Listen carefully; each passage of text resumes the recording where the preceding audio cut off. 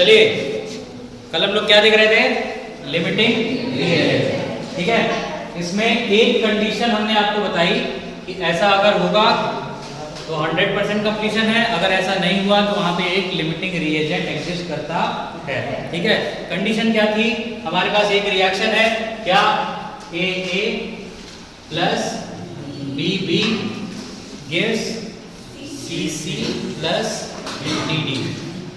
अगर 100% कंप्लीशन है, इसका मतलब A भी पूरा कंज्यूम हुआ है और B भी पूरा कंज्यूम हुआ है, तो उस केस में क्या होगा, Na मतलब number of moles of A divided by उसकी स्टोइकियोमेट्री कोएफिशिएंट। ठीक, ये किसके बराबर होगा, NB डिवाइडेड बाय अगर NC बाय C और फिर ND बाय D। ठीक है, इसकी मदद से आप आंसर निकाल सकते हैं। ये कब है, जब 100% कंप्लीशन है रिएक्शन का, तभी। और 100% से मतलब क्या है कि A और B दोनों पूरा कंज्यूम हो रहा है। ठीक है, क्लियर, ये क्लियर था, कोई दिक्कत किसी को इसमें? ठीक है, आराम से कर लेंगे। लिमिटिंग रिएजेंट निकालने का तरीका क्या है, अगर आपको ऐसा लग रहा है कि 100% कंप्लीशन नहीं हो रहा है या क्वेश्चन में मेंशन नहीं है, उस केस में आप क्या चेक करेंगे, सिर्फ और सिर्फ रिएक्टेंट साइड चेक करेंगे, प्रोडक्ट साइड मत चेक करने बैठिएगा। ठीक है, रिएक्टेंट साइड में आप देखेंगे क्या, Na अपॉन A और NB अपॉन B, यही दोनों चेक करेंगे बस। ठीक, और इसको देखेंगे तो पाएंगे कि कोई एक छोटा होगा, कोई एक बड़ा होगा। तो अगर छोटा हो गया Na बाई A, अगर ये छोटा हो गया तो क्या होगा, A इज द, बहुत बढ़िया, लिमिटिंग रिएजेंट इज A, है कि नहीं है, क्लियर है इतना? और अगर इसका दूसरा हो गया तो Na बाई A बड़ा हो गया, इससे NB बाई B से, तो क्या होगा, लिमिटिंग रिएजेंट इज B। इस केस में किस तरह से हम लोग एक्सेस का निकालते हैं वो भी हम बता चुके हैं आपको, क्वेश्चन कराए थे, एक ही क्वेश्चन कराया था, हुआ कि नहीं हुआ? Yes sir. हो गया था, समझ में आ गया था? हाँ, एक बार अरे और क्वेश्चन करा देते हैं, इतना क्लियर है ना? ये कंडीशन याद रहेगी? Yes sir. भूलेंगे तो नहीं? No sir. लेकिन याद रहे यहाँ पे क्या होना चाहिए, रिएक्शन बैलेंस होना चाहिए। ठीक है, ये रिएक्शन बैलेंस होना चाहिए, सबसे बड़ी कंडीशन तो यही है। ठीक है, अब आगे आने वाला तरीका ऐसा है जिसमें बैलेंस ना भी हो तो भी चलेगा। ठीक है, लेकिन उसको लगाने के लिए आपके पास दिमाग होना चाहिए। ठीक, दोनों चीजें, अगर दिमाग नहीं है तो बैलेंस करिए, ठीक, लेकिन अगर दिमाग है तो आप अगला मेथड जो हम पढ़ाएंगे उसको अप्लाई कर सकते हैं। ठीक है, क्लियर? इसमें कोई दिक्कत है? अच्छा, होमवर्क दिया था, हो गया था? कितना आया था?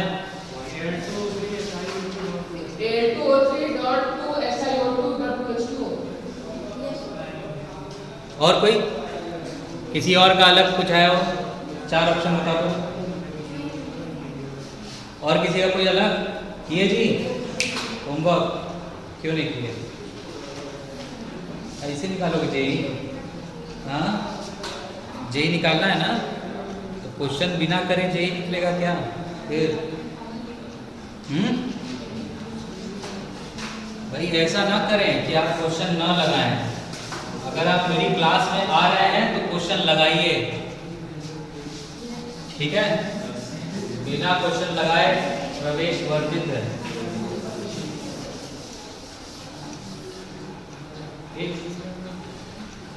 ये ब्लंडर है आप अगर क्वेश्चन नहीं लगा रहे हैं तो। ठीक है, अभी आपके पास जो भी है, जो किताब है, कोई भी हो, चाहे NCERT हो, चाहे और कोई 10-15 किताबें जो IIT और नीट के लिए निकाली जाती है मार्केट में, वो उठाइए और लगाना शुरू कीजिए। ठीक है, कुछ तो आएगा, आएगा कि नहीं आएगा? तब ये क्या मतलब है कि क्वेश्चन ही नहीं लगाया, पूरे दिन भर में तुमको टाइम नहीं मिला एक क्वेश्चन लगाने का? गजब, अंबानी भी तुमसे ज़्यादा हल्का है? तो A plus BB gives CC plus D D. ठीक है, क्लियर? Yes, sir. बहुत आसान सा एक न्यूमेरिकल देते हैं कि हमारे पास 2a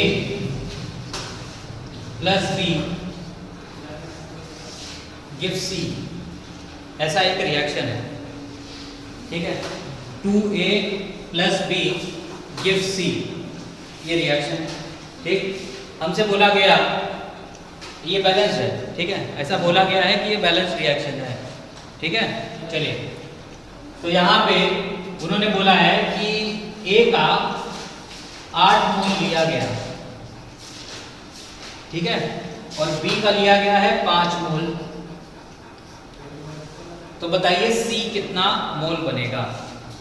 how many moles of C are there? जल्दी बताइए। हाँ, करो करो, पहले हवा में मत बोलो, करिए करिए, कॉपी पे करिए। हाँ, अब जो भी है यही आपके सामने है। कितने लोग 5 मोल कह रहे हैं? 1 2 3 4। कितने लोग 4 मोल बोल रहे हैं? सिर्फ 1 2 3 4। तुम किए हो? दिखाओ।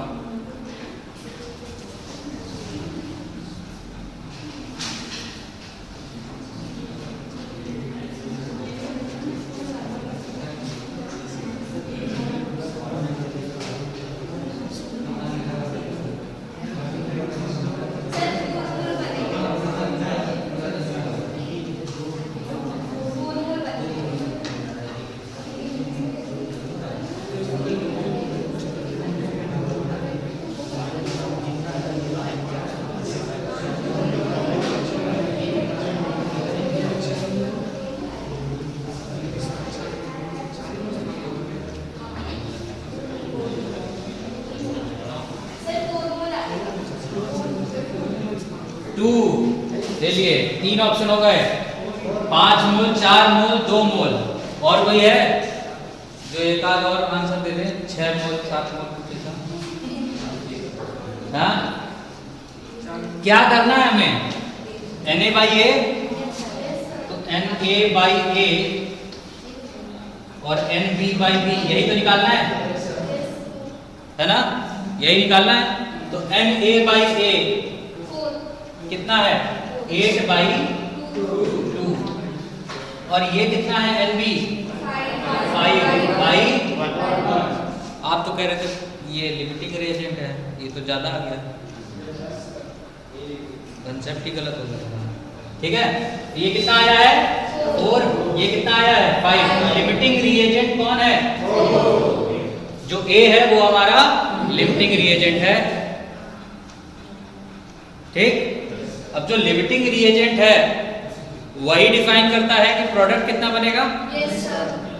ऐसा होता है कि नहीं होता है? Yes, sir. लिमिटिंग रिएजेंट ही बोलेगा कि कितना प्रोडक्ट बनेगा, क्योंकि वो खत्म हो चुका है। तो कितने पे खत्म हो गया?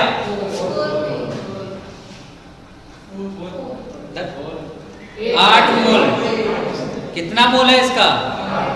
इसके 2 मोल से इसका 1 मोल बनता है, तो इसके 8 मोल से इसका कितना बनेगा?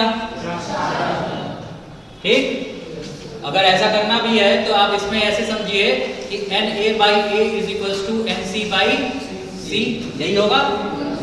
अगर हमें मोल मोल एनालिसिस करनी है तो इसमें से यही लिखा सकते हैं, जो लिमिटिंग रिएजेंट होता है उसी को हम लोग बराबर करते हैं प्रोडक्ट के साथ, है कि नहीं है? Na कितना है? Again 8 by 2 is equals to Nc, जो कि हमको निकालना है, और यहाँ पे क्वेश्चन कितना है? ये कितना आ जाएगा?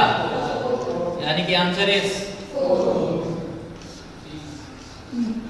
आंसर सही था, प्रोसेस बहुत गलत। ठीक है, कृपया प्रोसेस पे ध्यान दें, आंसर पे ध्यान ना दें। ठीक है, आंसर इज 4 मोल। समझ में आया? क्लियर है? बोलिए। यहाँ पे इसको गैस भी बना सकता था। ठीक है, गैस बना देगा तो क्या करेगा? पूछेगा वॉल्यूम एट एसटीपी। ठीक, तो 4 मोल है तो कितना वॉल्यूम होगा? 90.7। 90.8, ठीक है, समझ में आया? क्लियर है? बोलिए, नहीं क्लियर है? चलिए, अभी भी किसी को लिमिटिंग रिएजेंट में दिक्कत है तो बताएं।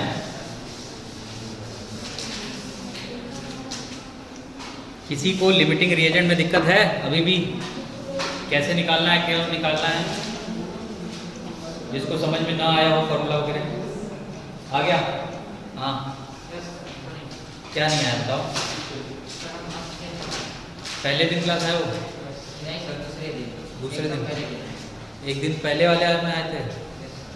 मतलब एकदम पहले दिन आए थे, फिर दूसरे दिन आए थे। तो बैठ जाओ, यूट्यूब पे देख लेना, ठीक? इतना पीछे नहीं जा सकते, ठीक है? कुछ और कॉम्प्लिकेशंस हो तो बताएं, ठीक? तो एक क्वेश्चन और लिखिए, 3p plus 4q gives 5s plus 10r, ठीक है? ये हमारा रिएक्शन है बैलेंस्ड, ठीक है, बैलेंस्ड। हाँ, कितने लोग कहेंगे कि ये बैलेंस रिएक्शन नहीं है? कोई है ऐसा जो ये बोले कि ये बैलेंस नहीं है? कोई नहीं है? सबको कोई दिक्कत नहीं है ना? बैलेंस है ना? यस सर, बैलेंस है कि नहीं है? हाँ, कैसे बैलेंस है? क्योंकि आपने बोल दिया कंपाउंड होता तो आप बैलेंसिंग की पूछते। यहाँ पे कोई कंपाउंड तो है नहीं, आर्बिट्रेरी ले लिया गया है, ठीक है? तो ये बोला गया कि 3p जो p है हमारा, उसका हमने लिया है 15 मोल और इसका लिया है हमने 25 मोल, ठीक है? जो S है हमारा सॉलिड है, जो R है हमारा वो गैस है, ठीक? आपको ये बताना है कि S कितना होगा मोल में, ठीक? और ये बताना है कि R कितना होगा लीटर में,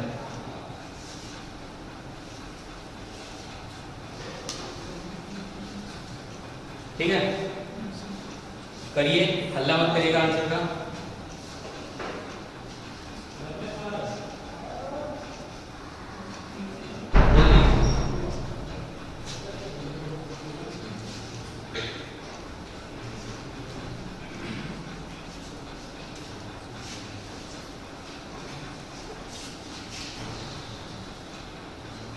हो गया ना?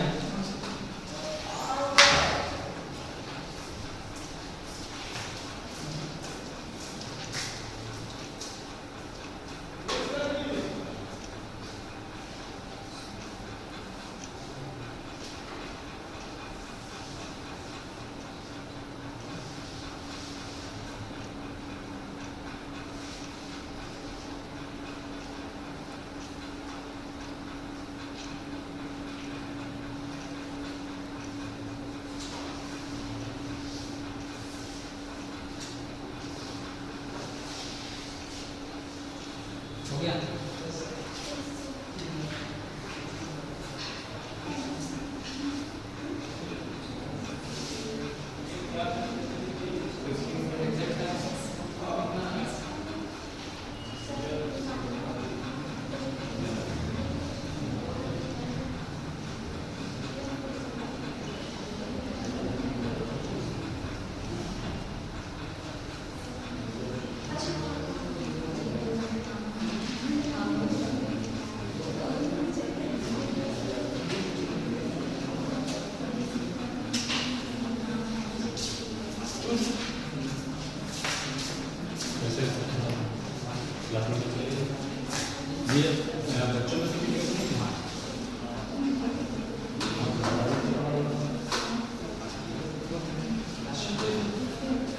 हाँ भाई, हो गया?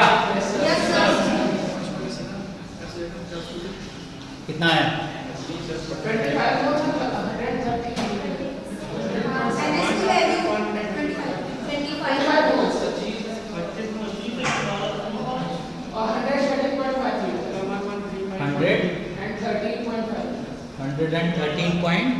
113.5 लीटर। चलिए देखते हैं, हमें पहले तो ये देखना होगा लिमिटिंग रिएजेंट है कि नहीं है। ठीक है, तो लिमिटिंग रिएजेंट के लिए एक ही कंडीशन है कि हम लोग क्या करेंगे, NP/P करेंगे। यहाँ पर हम लोग क्या करेंगे, NP लेंगे बाई P करेंगे, कितना आएगा 15/3, ये कितना आएगा 5 आ गया। और यहाँ पे NQ/Q करेंगे तो ये कितना आ जाएगा 25/4। तो ये समथिंग 6 पॉइंट कुछ होगा, 6.25 होगा। तो जाहिर सी बात है कि 6.25 इज ग्रेटर देन 5। इसका मतलब लिमिटिंग रिएजेंट कौन है हमारा, क्लियर है, इसमें कोई दिक्कत किसी को? चलिए बहुत बढ़िया। अब लिमिटिंग रिएजेंट जो है वही हमारा प्रोडक्ट डिफाइन करता है। तो अब हमें रिलेशन क्या बनाना है, प्रोडक्ट के साथ बनाना है। तो प्रोडक्ट के साथ कैसे बनेगा, NP/P is equals to NS/S, यही होगा। सबसे पहले तो यही होगा। तो NP/P हम लोग निकाल चुके हैं, कितना है 5 है, इज इक्वल्स टू कितना आएगा NS/S, यानी कि हमें निकालना है NS/S। S कितना है 5 है, यानी कि NS की वैल्यू कितनी आ गई 25 मोल। क्लियर है, इसमें कोई दिक्कत किसी को? No sir. चलिए वॉल्यूम निकालना है हमें। तो वॉल्यूम निकालने के लिए हम लोग क्या करेंगे, अब हमें R निकालना पड़ेगा। उसके लिए number of moles of R तो निकालना ही है। अगेन 5 क्या है, ये 5 NP/P है इज इक्वल्स टू NR/10 कर देंगे। NR इज इक्वल्स टू 50 मोल है, ठीक है। तो तुम्हारा 113.5 कैसे आया? हाँ, पॉइंट नहीं आया, पॉइंट अपने मन से लगा, ठीक है। इज इक्वल्स टू वॉल्यूम हमें निकालना था क्योंकि ये गैस है। एट एसटीपी हम बोल रहे हैं, वॉल्यूम बताइए तो कितना आएगा 50 इंटू 22.7। क्लियर है, 1135 लीटर। तुम्हारा 50 लीटर कैसे आया था? तब यही तो गलतियां होती हैं। क्लियर है, कितने लोगों का यही आंसर आया है? चलिए 1 2 3 4 5 6 7 8 9 10 11। चलिए जनसंख्या बढ़ते हुए क्लियर है ना ये? अब कोई दिक्कत है बताइए लिमिटिंग रिएजेंट में?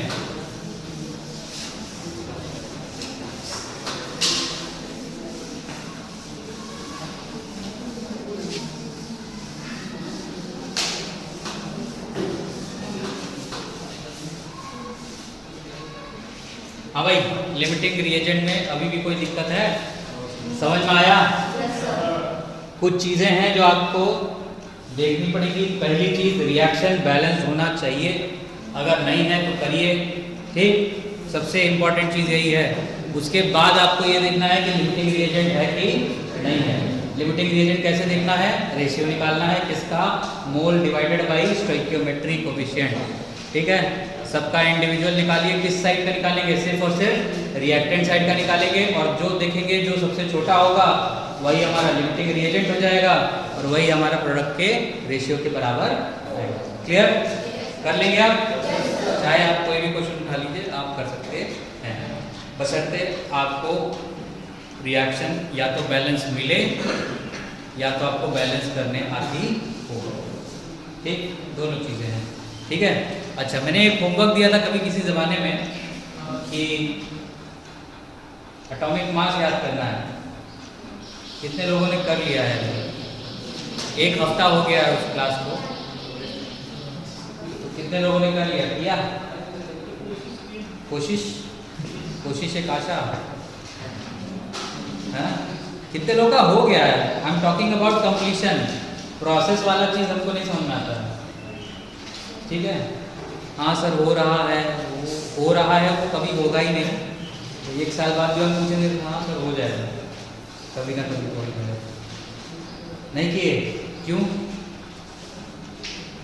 क्यों नहीं किए? ऐसी कौन सी व्यस्तता है तुम लोगों की कि तुम लोग इतनी छोटी छोटी चीजें नहीं कर पाते हो? हाँ भाई, याद हो गया? क्यों नहीं याद हुआ?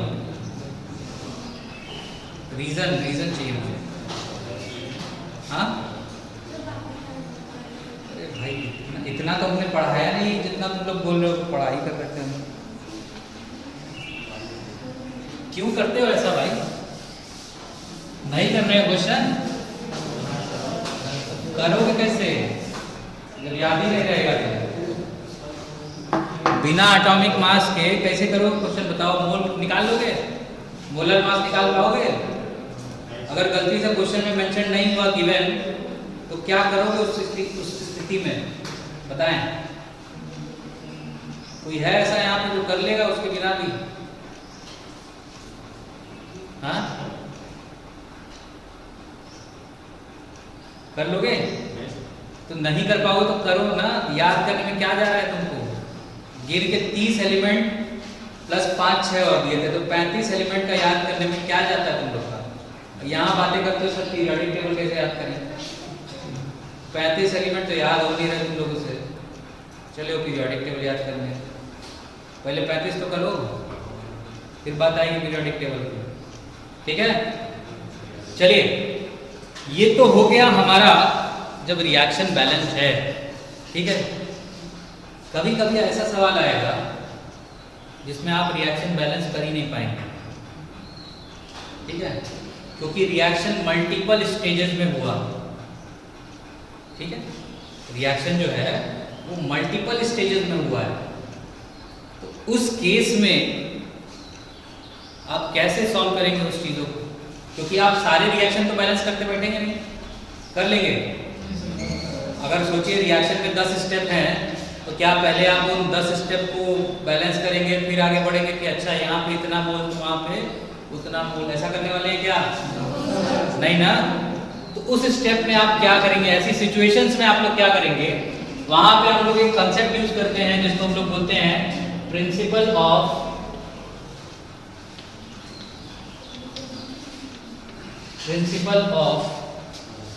Atomic conservation.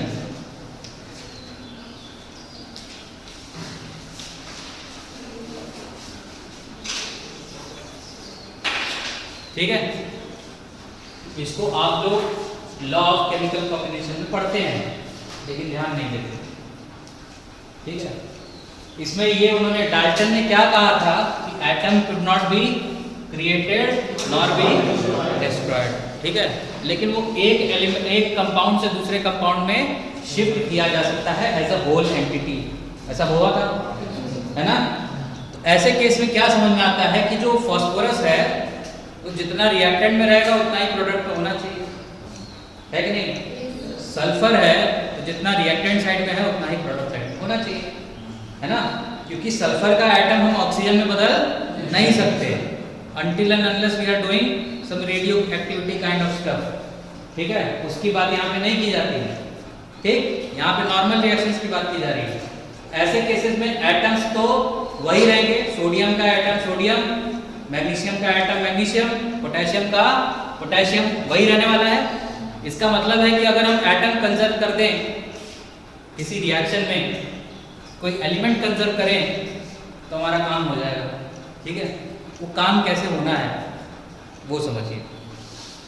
ठीक है, जैसे हम लोग बोलते हैं कि CaCO3। ठीक है, अभी छोटा सा एग्जांपल ले रहा हूँ जिससे कि आप समझ पाएं। ठीक है, जब इससे रिलेटेड क्वेश्चन करेंगे तो वो थोड़े बड़े होते हैं। ठीक, CaCO3 ये किस में जाता है? ये जाता है CaO प्लस CO2, यही होता है। ठीक है, यहाँ पे क्या मतलब है कि जो कैल्शियम का होगा एटम, जितना रिएक्टेंट साइड में होना चाहिए उतना ही प्रोडक्ट साइड में होना चाहिए। क्लियर है? समझ में आया? बोलिए, इतना समझ में आ रहा है कि नहीं आ रहा है? तो अगर हम कैल्शियम के ऊपर प्रिंसिपल लगाएं हमारा एटॉमिक कंजर्वेशन का, ठीक है, तो कैसे लगेगा? ठीक, वो लगेगा। इसमें जितना इसका नंबर ऑफ मोल्स है टोटल किसका, CaCO3 का, ठीक है, इनटू उस कंपाउंड के अंदर उसका कितना मोल्स होता है, ठीक। तो ये हमेशा कांस्टेंट रहेगा। क्लियर है? जैसे कि अगर मैं यहाँ पे बोलूँ on applying principle of atomic conservation on calcium, ठीक है, तो मेरी इक्वेशन क्या आएगी, मेरी इक्वेशन ये आएगी N ऑफ CaCO3, ठीक है। ये किसका मोल है, CaCO3 का। अब CaCO3 में कैल्शियम का कितना मोल होता है, एक मॉलिक्यूल में कैल्शियम कितना है, एक है, यानी कि अगर हम 1 मोल CaCO3 लेंगे तो उसमें कैल्शियम कितना मोल होगा, 1 मोल होगा कि नहीं होगा, इनटू 1, ठीक है। ये हो गया कि हाँ रिएक्टेंट साइड। अब प्रोडक्ट साइड में कैल्शियम कहाँ है, CaO में है, इज इक्वल्स टू यहाँ पे क्या होगा, number of moles of CaO, और इसके 1 मोल में कैल्शियम का कितना मोल है, 1 मोल है, इनटू 1, ठीक है। अगर हम इसको कंजर्व कराते हैं और इसको बैलेंस भी नहीं करते हैं तो भी हमारा आ जाएगा, ठीक है। ये रिलेशन समझ में आया कैसे निकला, number of moles of the compound into number of moles of the element in the compound, ठीक है। इसको अगर हमें लिखना हो तो क्या करना होगा, number of moles of compound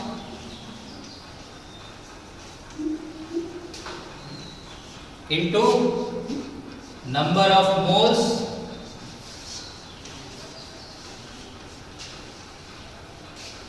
of the element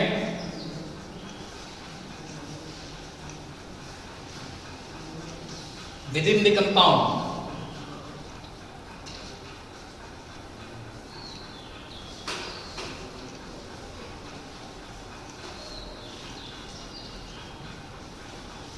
ठीक है।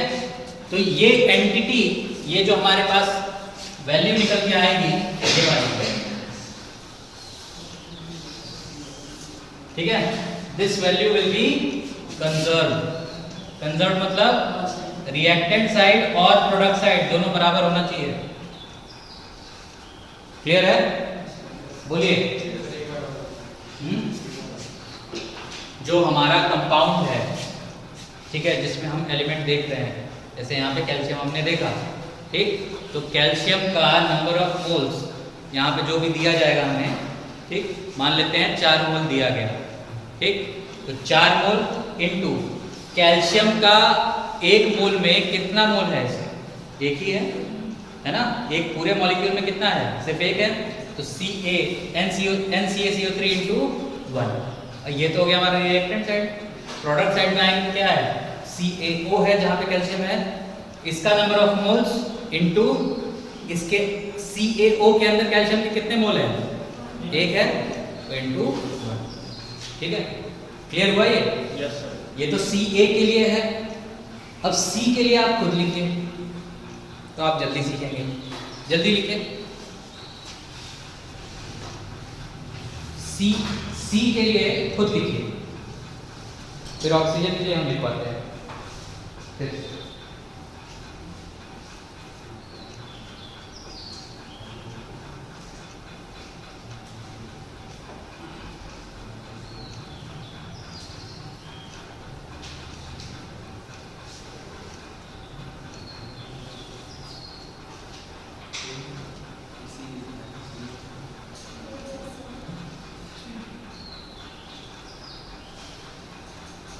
हो गया, कितना आया, NCaCO3 into 1 is equals to NCO2 into 1, कितने लोग का प्लस,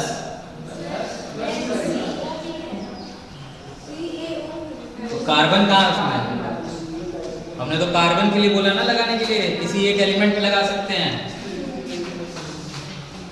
ठीक है, किसी एक एलिमेंट पे ही आप ये चीज अप्लाई कर सकते हैं, सबके लिए मत अप्लाई करिए बैठेगा, ठीक, क्लियर। चलिए, तो यहाँ पे अगर हम किसके लिए, कार्बन के लिए लिखें तो क्या होगा,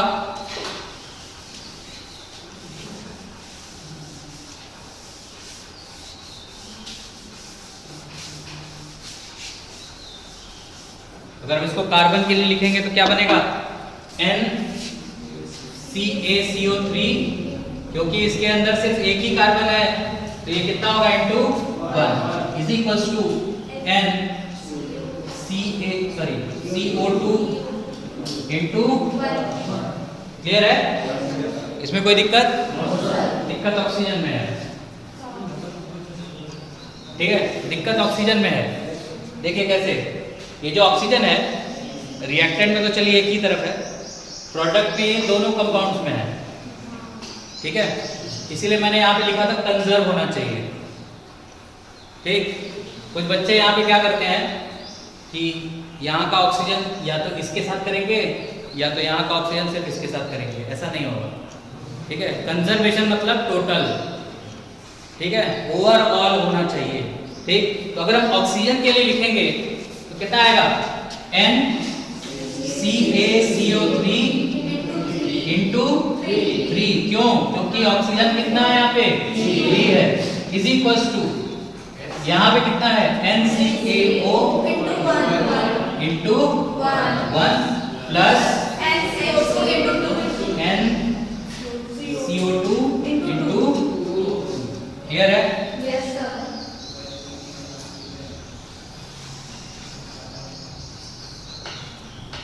समझ में आया? कितने लोग को आया? भी तो कहते हो आया, क्वेश्चन एक भी नहीं लगा है? घर जाके सब, Sir, वहाँ पे NCaCO3 क्योंकि एक CaCO3 के मॉलिक्यूल में 3 ऑक्सीजन के एटम्स हैं। ठीक है, तो अगर हम इसका 1 मोल CaCO3 लेंगे तो 3 मोल ऑक्सीजन ले रहे हैं। ठीक है, समझ में आया? बोलिए कितने लोग को आया? फिर से पूछ रहे हैं, पक्का? तो हम ये नहीं सुनेंगे कि हमको नहीं आता, आप क्वेश्चन नहीं कर सकते हैं। ठीक है, अगर आपको ये चीज समझ में आ रही है तो आप क्वेश्चन भी आसानी से कर सकते हैं। ठीक, क्लियर? और टेस्ट तो है ही अगली सैटरडे को शेड्यूल है भाई, क्या उसका पूछ रहा हूँ। ठीक है, क्लियर? किसी को कोई दिक्कत इसमें? ठीक है, अब इसमें बैलेंसिंग की जरूरत, यहाँ बैलेंसिंग की कोई जरूरत नहीं है। ठीक है, अच्छा कितने लोग कहेंगे कि हम लोग वही फॉर्मूला यूज कर रहे हैं जो अभी पीछे कर रहे थे? कितने लोग ऐसे हैं जो ये कह सकते हैं अभी भी हम वही चीज यूज कर रहे हैं जो अभी हम पहले कर रहे थे लिमिटिंग रिएजेंट वाले में? क्या हम वही कर रहे हैं? नहीं कर रहे हैं? पक्का? वही कर रहे हैं।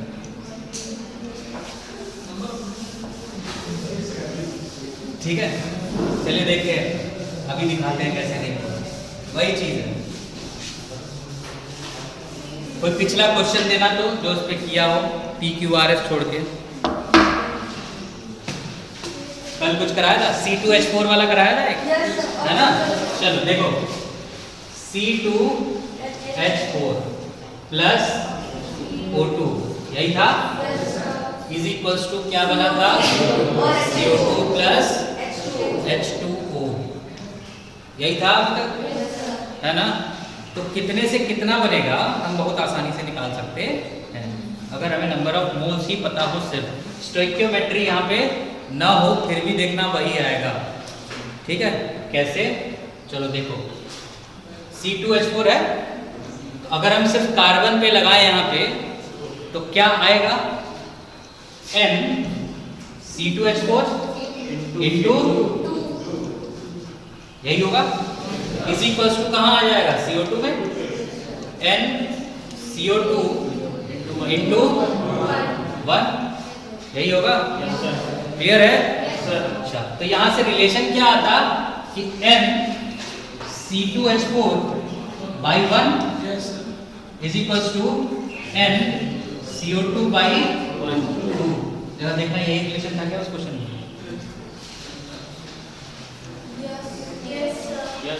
आ गया? तो खेल वही है, बस खिलाड़ी बदल गया। खिलाड़ी बदल गया। यहाँ पे ज्यादा फायदा है, ठीक है, ज्यादा फायदा इन द सेंस, पहली चीज आपको बैलेंस नहीं करनी, दूसरी चीज अगर मल्टीपल प्रोसेस का रिएक्शन आ गया उस केस में भी आप आराम से प्रोडक्ट निकाल सकते हैं, ठीक है। समझ में आया? बोलिए, कितने लोग को समझ में आया कि मैं क्या बोलना चाह रहा हूँ?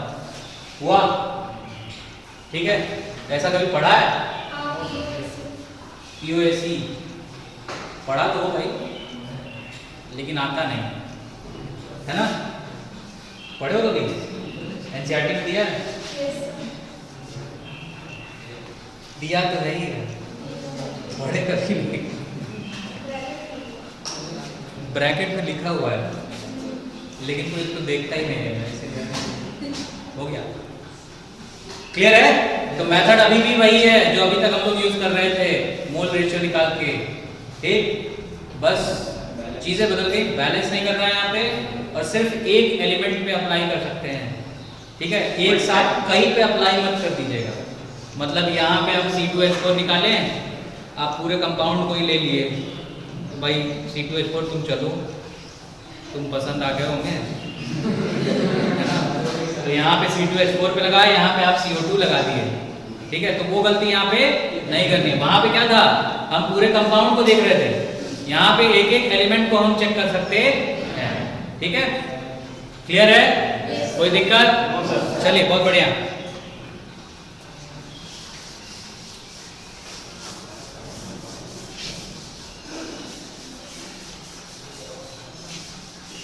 तो कौन सा मेथड आप लोग प्रेफर करेंगे यूज करना? ये वाला। क्यों? क्यों? मेहनत का में बैलेंस नहीं करना है, सीधे सीधे लगा देना है ना? लेकिन अक्सर गलतियां भी ऐसी जगहों पे होती हैं, ठीक है। अगर आपने गलती से कोई भी एक प्रोडक्ट या रिएक्टेंट छोड़ दिया तो आपका आंसर गलत हो जाएगा, ठीक है। क्लियर? चलो, बहुत बढ़िया। एक क्वेश्चन कराता हूं, ठीक। क्वेश्चन ऐसा है कि हमें दिया गया K2CO3, ठीक है, और मल्टीपल प्रोसेस के बाद प्रोडक्ट बना है K4 FeCN6, ठीक है। क्वेश्चन में ये लिखा है कि कीपिंग कार्बन कंटेंट सिमिलर, ठीक है। क्वेश्चन में ये लिखा हुआ है कि हमने कार्बन को कांस्टेंट रखा है, ठीक है। कांस्टेंट मतलब कि उसको कंजर्व करके रखा हुआ है, ठीक है। तो पूछा गया हमसे कि अगर हमने इसका 27.6 ग्राम लिया, ठीक है, तो ये कितना बनेगा?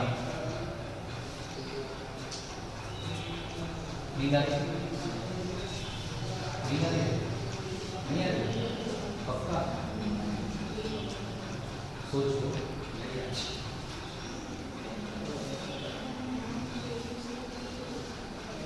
समझ में आया क्वेश्चन? कंजर्वेशन कहां लगाना है ये समझ लो, कार्बन पे लगाना है, ठीक है। कार्बन पे लगाना है क्योंकि क्वेश्चन में मेंशन कर दिया है कि कार्बन जो है वो कंजर्व, बाकी सब नहीं है। तो क्या ऐसे क्वेश्चन में आप रिएक्शन बैलेंस कर पाएंगे? जब रिएक्शन बैलेंस नहीं कर पाएंगे तो आपके पास सिर्फ और सिर्फ एक ही चारा है कि आप COAC लगाएं।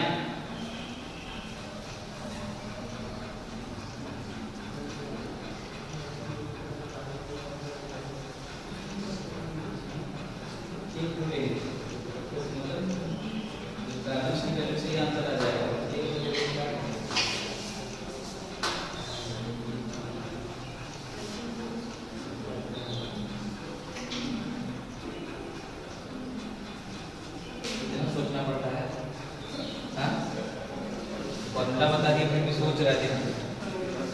हाँ इंटू कहाँ लेते हैं, पूरा कंपाउंड का मोल लेते हैं। इंटू कार्बन कितना है इसमें, 2 है, इंटू 2। इसमें क्या है, कार्बन नहीं है, इधर नहीं है कार्बन। हाँ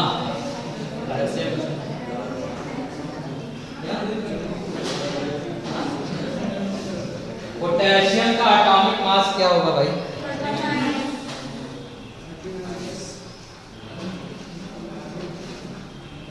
हम तो सोच रहे थे कि 35 का क्या करोगे, तुम तो 19 में खेल रहे हो। पता चला आगे आने वाले दिन में बेहोश भी होता होगा।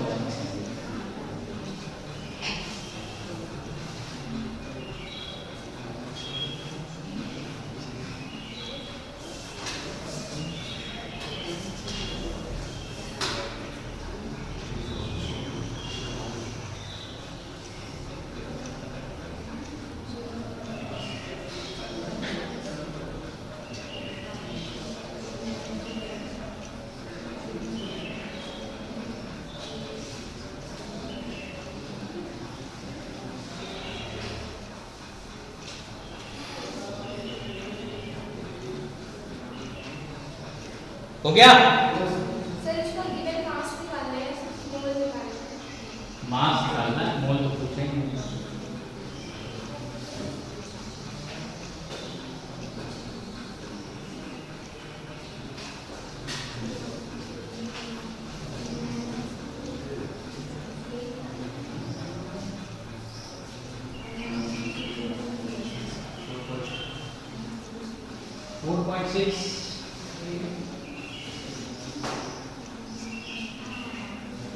कम सा लग रहा है हमको,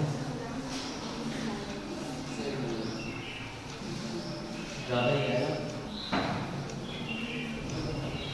कितने लोग का हो गया? नहीं हुआ?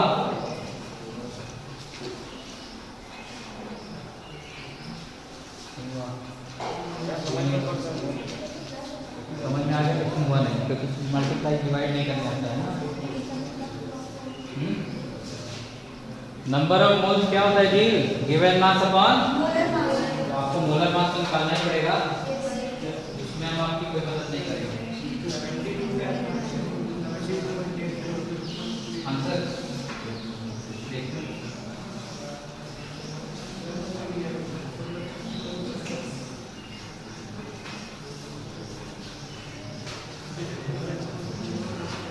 कितना टाइम लगता है? क्या नहीं हो रहा है? कितने लोग ये बोल रहे हैं कि नहीं हो रहा है? नहीं हो रहा है? क्या नहीं समझ में आया भाई? अभी तो आसान सा दिया है, ये तो आसान है।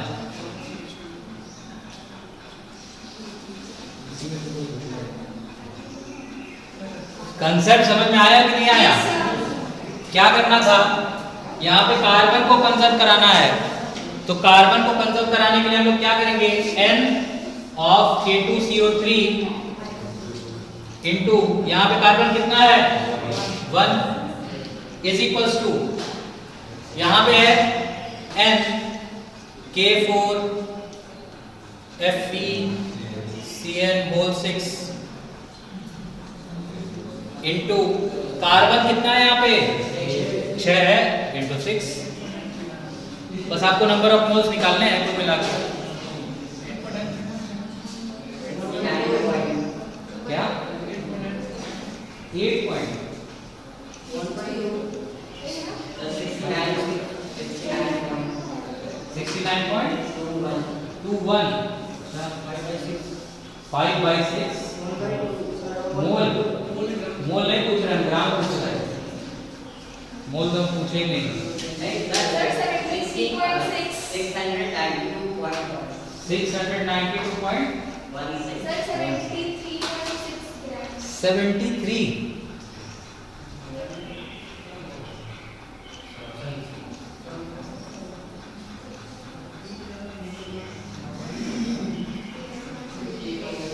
चलिए नहीं हुआ आप लोगों से कुल मिला के।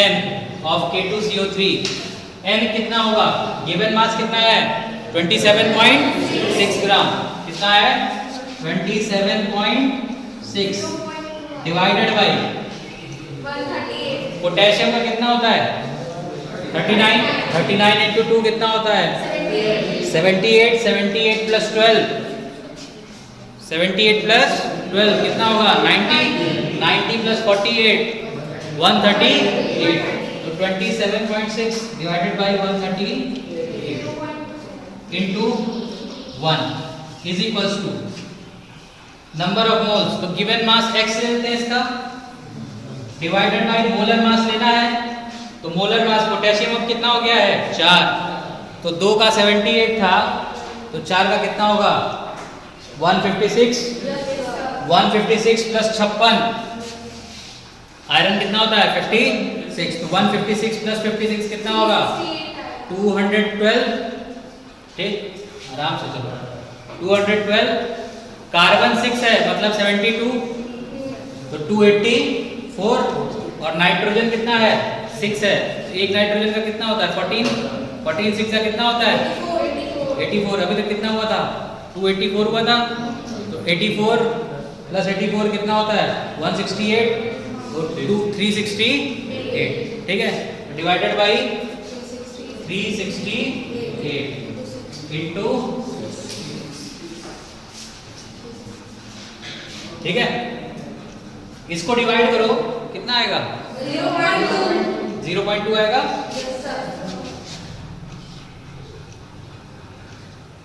ठीक है, तो x की वैल्यू आएगी हमारी 0.2 इंटू 368 डिवाइडेड बाई 6, यही होगा है ना, बोलो क्लियर है, इतना ही आएगा ना, 0.2 उधर ही है, x इधर है, 368 ऊपर चला जाएगा, 6 नीचे आ जाएगा, क्रॉस मल्टीप्लाई कर दिया, इसकी वैल्यू कितनी आई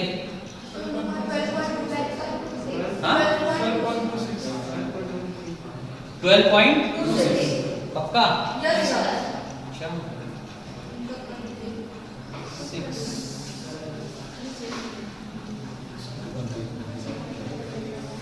ठीक है 12.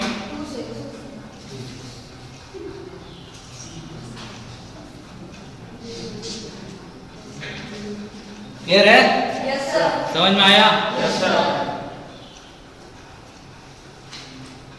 इतनी सी मेहनत करनी थी, पता नहीं क्या क्या करके तुम्हारा 695 कैलकुलेशन इसलिए बेटा थोड़ी बहुत ऊपर नीचे होती है, कहाँ 12 पॉइंट कहाँ तुम्हारा 695 20-25 गुना कर दे क्या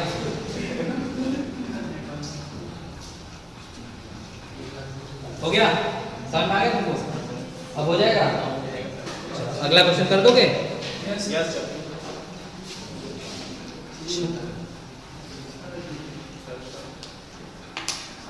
कर दोगे ना, कितने लोग बोल रहे हैं कर देंगे,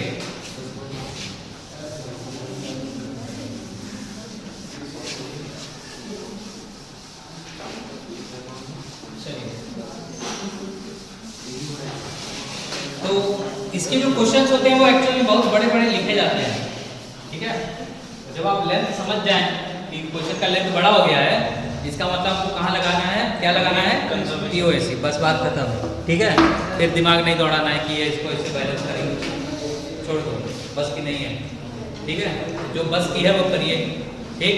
क्वेश्चन है कि आयोडीन और क्लोरीन, ठीक है, ये दोनों रिएक्ट करते हैं और दो कंपाउंड बनाते हैं हमारे ICl प्लस ICl3,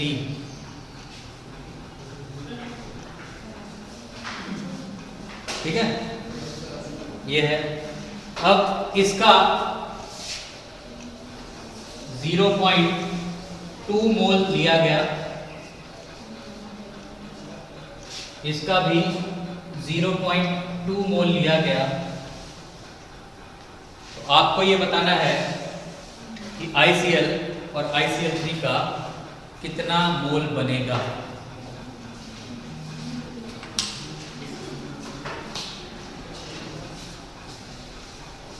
हमको लिफ्टिंग रिएजेंट नहीं पता, हमको कुछ नहीं पता, ना ही मेरा मानना है कि हम रिएक्शन बैलेंस करें।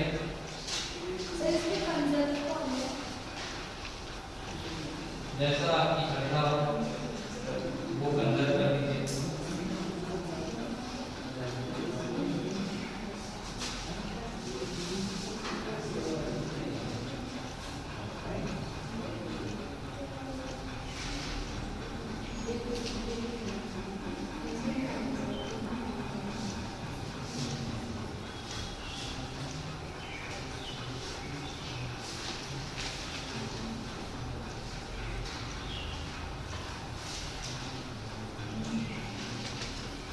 अब हो जाएगा ना।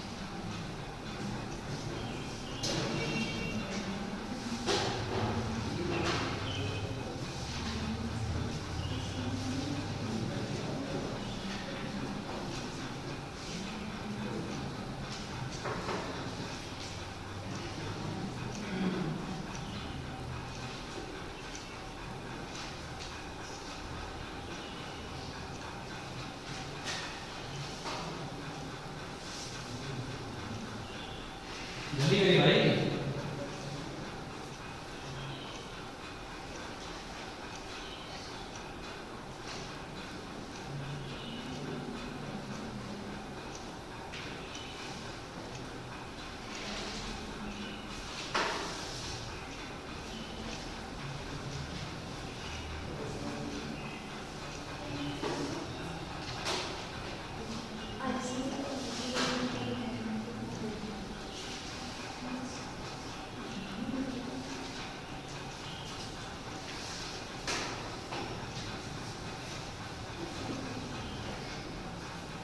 यहाँ मोल में ही है तो मास का कोई मतलब नहीं है ना, कि गिवन मास और मोलर मास से कोई मतलब नहीं है, डायरेक्ट मोल में दे रखा है। आपका आधा काम तो हमने कर रखा है, उसके बाद भी आप क्वेश्चन अगर सॉल्व नहीं कर पा रहे हैं तो आपको क्लास 9th में जाके लीनियर इक्वेशन सीखनी चाहिए।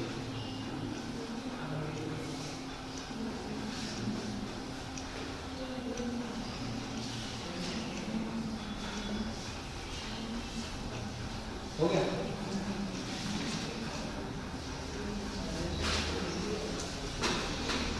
क्लास 9 पढ़े हैं ना, पास हुए थे ना,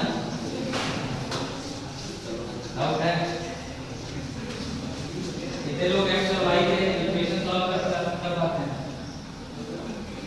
x और y का अगर इक्वेशन दी जाए तो कर लेंगे हम सॉल्व।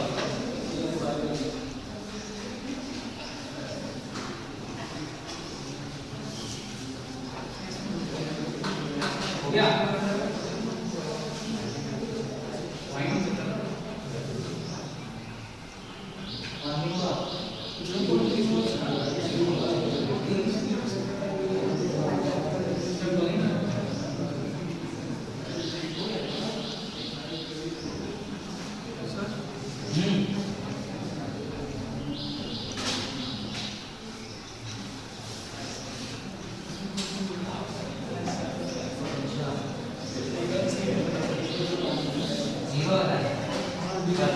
मतलब बनेगा ही नहीं।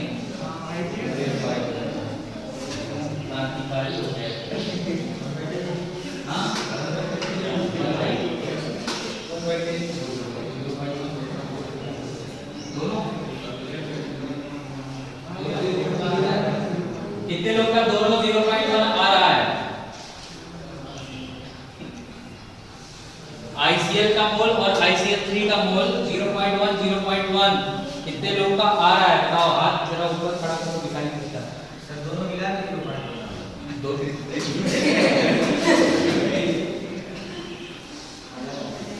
ये अलग अलग 0.1 0.1 कितने लोग का आया? 2 3 4 5 और बाकी सब अभी कंजर्वेशन पे ही अटके हुए हैं। हाँ, और कंजर्वेशन के बाद इक्वेशन पे अटके हुए हैं, है ना? क्यों नहीं हुआ जी? नहीं, क्या है इसमें? कुछ है? हलवा पूरी खाते हो?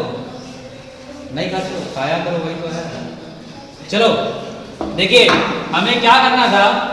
2 बार कंजर्वेशन लगाना था, एक बार आयोडीन पे, एक बार क्लोरीन पे, 2 बार कंजर्वेशन लगाना है। ठीक है, चलिए पहले आयोडीन पे लगाते हैं। आयोडीन पे तो क्या मिलेगा हमें? N of I2 इंटू 2, यही होगा? इज इक्वल्स टू, यहाँ पे कहाँ कहाँ है? 2 जगह है, तो यहाँ पे N of ICl into 1 plus N of ICl3 into 1, यही होगा? यही होगा ना? और कुछ तो नहीं होगा? अब हमें I2 की NI2 की वैल्यू पता है? पता है कि नहीं पता है? कितनी है? 0. तो ये कितना हो जाएगा? 0.4 हो जाएगा। Is equals to N of ICl plus N of ICl3। Clear है? ये हमारी पहली इक्वेशन। ठीक, ये हमारी पहली इक्वेशन हो गई। दूसरी इक्वेशन क्या बनेगी? इसको मिटाते हैं जी।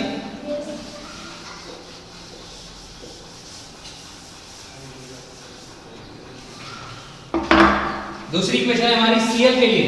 Cl को कंजर्व कराया तो क्या बना? N of Cl2 into 2 is equals to N of ICl, बहुत बढ़िया, into 1 plus N of ICl3 into 3, यही होगा? Cl2 की वैल्यू पता है? Cl2 की 0. ये कितना आ गया? 0. इज इक्वल्स टू कितना आया ये? NiCl into 1 plus NiCl3 into 3, ये क्या हो गया हमारा? ठीक है कि नहीं है? बोलिए, कितने लोग हैं जो ये कह रहे हैं? अब इसको कैसे सॉल्व करेंगे? वही तो नहीं आ रहा है। लीनियर इक्वेशन है, एलिमिनेशन मेथड। क्या एलिमिनेट करेंगे? N of ICl एलिमिनेट कर दीजिए, है कि नहीं? N of ICl कितना आएगा? N of ICl3 इंटू 1 है ये, तो ये यहाँ पे जाएगा तो 0.4 माइनस N of ICl3 होगा कि नहीं होगा? तो कितने लोग कहेंगे कि ICl की वैल्यू कितनी आ रही है? 0 है। अच्छा, कैसे नहीं है? बताओ कैसे नहीं है?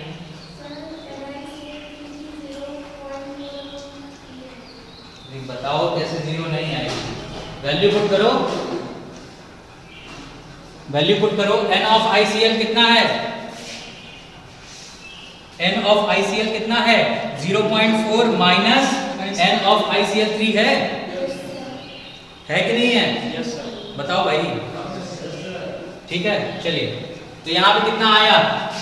0.4 हो गया, is equals to N of ICl कितना आया? 0.4 माइनस N of ICl3, यही होगा। और plus N of ICl3 into, तो क्या ये माइनस नहीं होगा इससे? ये तो माइनस हो गया, 0 हो गया। किसकी वैल्यू 0 आई है? ICl3 की, ICl3 की 0।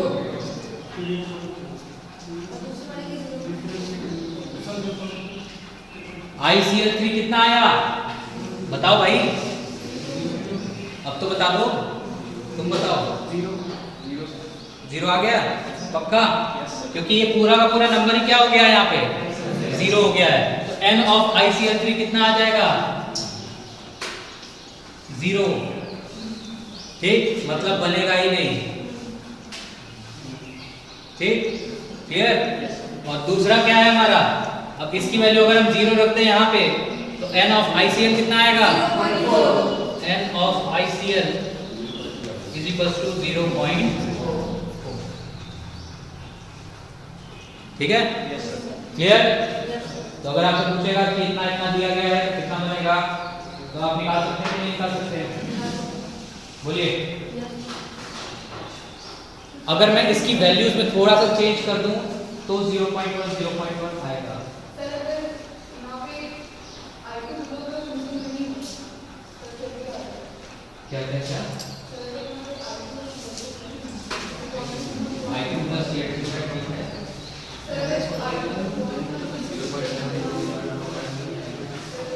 वही है 0.1 नहीं है, 0.1 जो आंसर आपका आया वो नहीं है।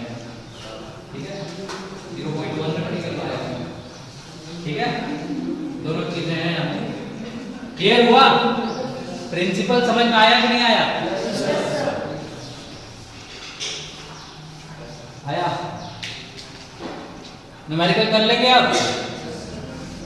अगर बैलेंस ना करना चाहें तो क्या फॉर्मूला है? यही फॉर्मूला है। ठीक, और अगर बैलेंस करना चाहें तो आप पहले ही कर सकते हैं। ठीक है, क्लियर है? बोलिए। समझ में आया कि नहीं आया बोलो? चलिए एक नॉर्मल सा क्वेश्चन करिए, ये सब आपके लीग के बाहर लग रहा है, थोड़ा नॉर्मल क्वेश्चन करते हैं। ब्यूटेन, देखिए butane is burn, butane is burn in the presence of oxygen, in the presence of oxygen to form carbon dioxide and water, carbon dioxide and water, complete combustion हो रहा है। ठीक है, बोला बोलिए।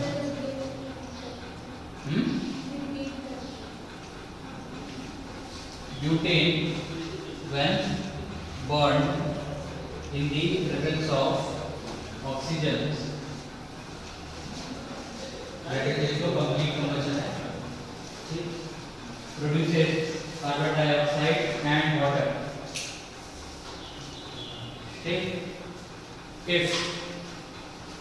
If 20 liters of butane, if 20 liters of butane was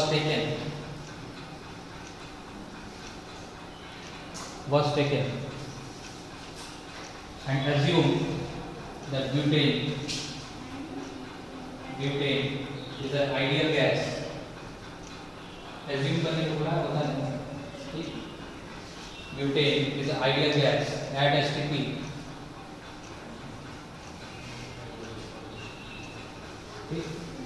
then find the volume of CO2 produced. Find the volume of CO2 produced during the reaction.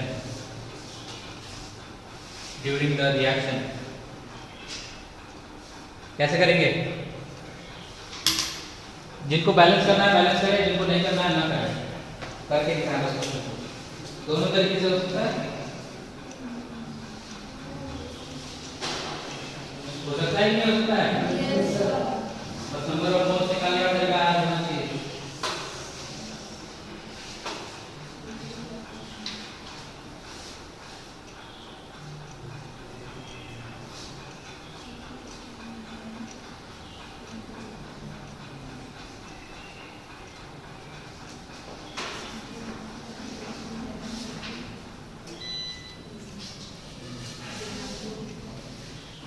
करो इतना अंधेरा नहीं है।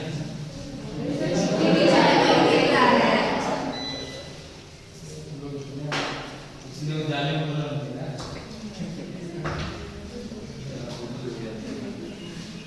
लेटर पहले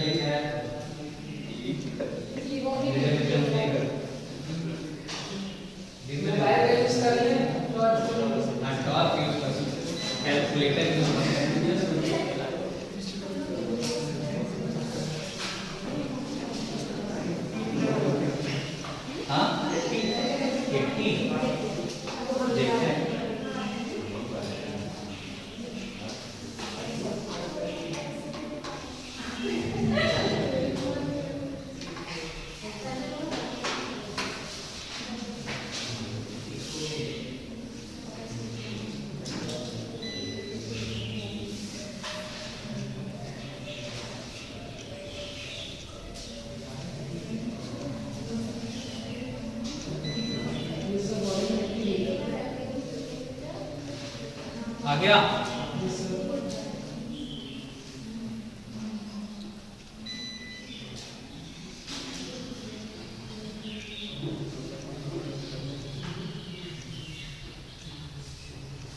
कितने लोग आ गया?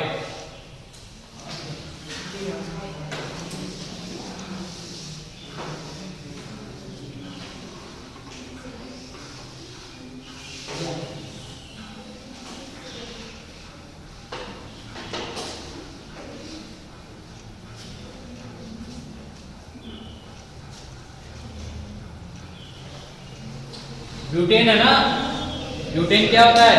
C4H10 है ना, C4H10 plus O2 gives CO2 plus H2, यही तो है रिएक्शन। अब चाहे आप इसको बैलेंस करें चाहे इसको बैलेंस ना करें, बैलेंस करेंगे तो क्या लगाएंगे? Na/A NB/B। क्या सही क्यों नहीं किया ये देखिए, तुम बताओ तुम सही कियो कि नहीं कियो? कोशिश क्या होती है?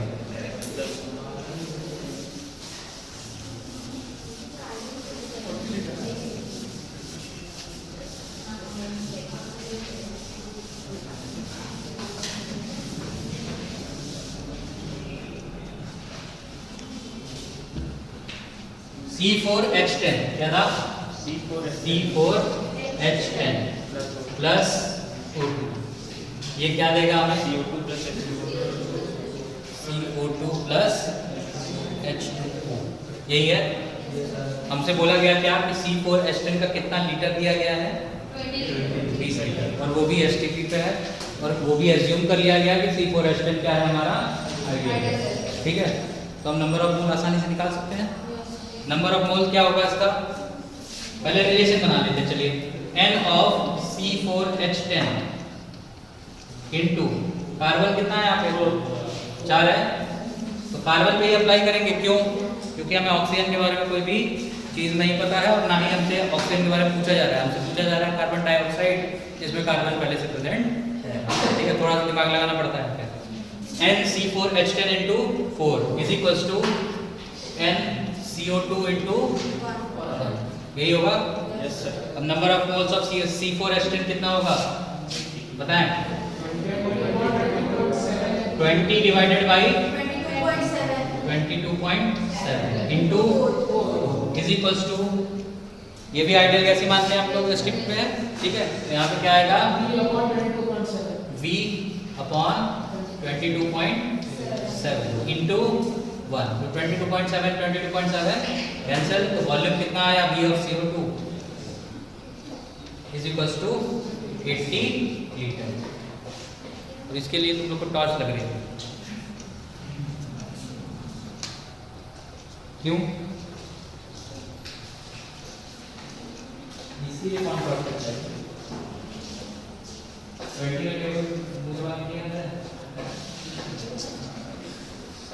क्लियर हुआ? Yes sir. कितने लोग का आया? 80 लीटर आंसर हो गया। पहली बार क्वेश्चन कर लिए, कुछ हो गए? चलिए, अच्छी बात है। इसमें कोई दिक्कत किसी को नहीं? पक्का? अब इससे आप बड़े बड़े क्वेश्चन भी कर सकते हैं, जैसे अगर मैं पॉलीमर भी दे दूं तो भी आप कर सकते हैं। ठीक, अगर मैं अल्काइन से बेंजीन बना दूं तो भी आप कर सकते हैं। ठीक, काफी सारी चीजें आप कर सकते हैं यहाँ पे, अगर आपको प्रिंसिपल ऑफ एटॉमिक कंजर्वेशन आ गया तो। ठीक, नहीं आया तो फिर से बैलेंस वाले पे जाइए, रिएक्शन बैलेंस करिए, और वो तरीका आपको आता है Na/A NB/B NC/C ND/P। याद है? दोनों तरीके अप्लाई करना आता है यार? कोई दिक्कत है इसमें आपको किसी को? बोलिए, कोई डाउट? पक्का कर लोगे आप? देखिए, कोशिश तो यही है हमारी कि हम मंडे को आपको एक शीट दें, ठीक है, ये हमारी कोशिश है। अब ये कब होगा वो तो बात की बात है, कोशिश हमारी यही रहेगी कि हम आपको मंडे को एक शीट ज़रूर दें, ठीक है, जिसको आप घर जाके सॉल्व करें। कितने लोग घर जाके क्वेश्चन सॉल्व कर रहे हैं? आज तो कोई नहीं करके आया था। हाँ, आज तो कोई भी नहीं करके आया था। किए थे? क्या किए थे?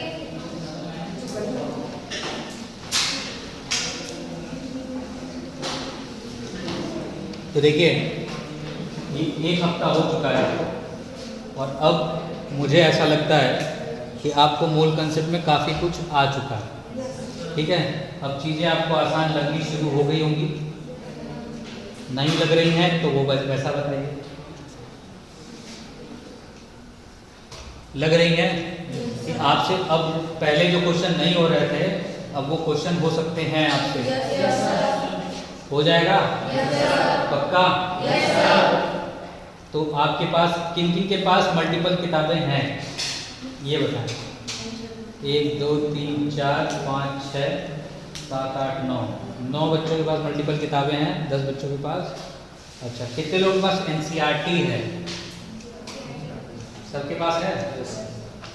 जिसके पास एनसीईआरटी है सबसे पहली चीज़ ये करेगा कि जो some basic concept of chemistry है उसमें जो ये वाला एटम वाला पार्ट है, एटम के बाद वाला, एटॉमिक थ्योरी वाला के बाद वाला, ठीक है, वो पूरा ध्यान से पढ़ेगा, ठीक है। उसमें जो लिखा हुआ है, जो चीज़ें दी गई हैं वो पूरा ध्यान से देखेगा, ठीक। और उसके बाद इस पे विचार करेगा कि क्या ये सारी चीज़ें उसमें पहले से दी गई हैं, ठीक। जैसे कि आपका कंजर्वेशन ऑफ मास हुआ, ठीक है, और रिएक्शन एक डेफिनेट प्रोपोर्शन में होता है, क्या ये सारी चीज़ें वही हैं कि नहीं है, पहले तो ये सोचेगा। उसके बाद जो क्वेश्चंस दिए गए हैं जो कि इस पे बेस्ड हैं, इस पे मतलब जो अभी तक पढ़ाया जा चुका है उस पे जो बेस्ड हैं, हालांकि उसने 22.4 लीटर ही लिया है एनसीईआरटी में, ठीक है। तो ज़्यादातर केसेस में वो 22.4 ही है, तो कृपया वहाँ पे 22.4 ही लें, ठीक है। लेकिन ऐसे क्वेश्चन आपको करके आने हैं कब? मंडे, ठीक है। और आपको बताते हुए मुझे बहुत खुशी हो रही है कि मंडे को मेरी क्लास नहीं है, ट्यूसडे को रहेगी, शेड्यूल में ट्यूसडे को दी गई है, ठीक है। तो कई लोग मंडे को क्वेश्चन करना शुरू करेंगे, हमें पता है आप किस लेवल के आलसी हैं, ठीक है। जिस दिन क्लास होगी उसके एक दिन पहले हम क्वेश्चन लगाएंगे, ठीक, ताकि हम सर से क्वेश्चन पूछ सकें, है ना। तो कृपया ऐसा ना करें, आज ही जाएं, पहले पढ़ाई करें। क्या पढ़ना है? मोल कंसेप्ट वाला जितना पोर्शन है वो, ठीक है, सिर्फ एनसीईआरटी से, ठीक है। बाकी फिर कोई और किताब उठानी हो तो उठाइए, ठीक, लेकिन पहले मोल कंसेप्ट एनसीईआरटी से पढ़िए, ठीक। अभी हमने कंसंट्रेशन टच नहीं किया है, ठीक है। तो कंसंट्रेशन अगर आप स्किप करना चाहें तो कर सकते हैं, आपकी मर्जी है, ठीक। पढ़ना चाहें तो वेल एंड गुड, आपको ज़्यादा आ जाएगा, ठीक है, जो कि मुझे पता है कि नहीं आएगा, ठीक। तो कंसंट्रेशन टर्म छोड़ के आप बाकी सारी चीज़ें पढ़ सकते हैं और पढ़ के आइएगा, ठीक। ऐसा कोई भी ना हो जो ना पढ़ के आया हो एनसीईआरटी, ठीक। क्योंकि जब मैं पूछना चालू करूँगा तो मुझे ये नहीं सुनना है कि मुझे ये नहीं आता है, ठीक है। उसके बाद जो होता है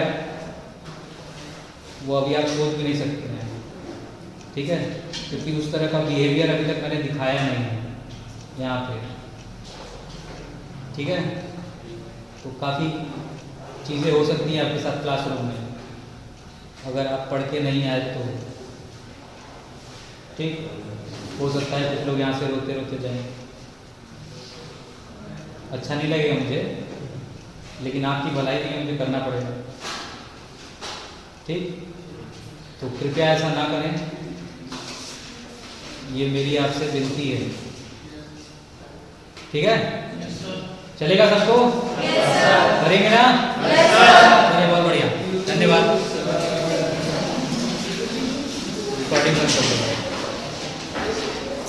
ये स्कूल वालों की तरह गाया मतलब थैंक यू सर। गाता कौन है?